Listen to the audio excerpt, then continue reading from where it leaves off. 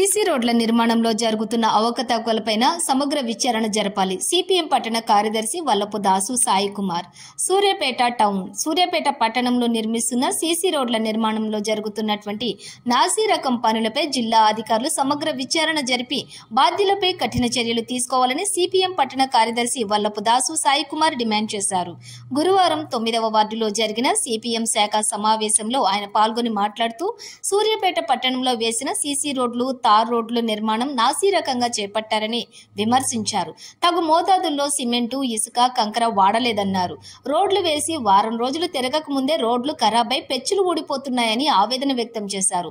ఇలాంటి అక్రమాలకు పాల్పడిన కాంట్రాక్టర్పై చర్యలు తీసుకుని అతని లైసెన్సులను రద్దు చేయాలని డిమాండ్ చేశారు. సూర్యాపేట పట్టణంలో జరిగిన రోడ్ల నిర్మాణంలో జరిగినటువంటి అవకతవకలపై విజిలెన్స్ అధికారుల ద్వారా విచారణ చేపట్టాలని డిమాండ్ చేశారు.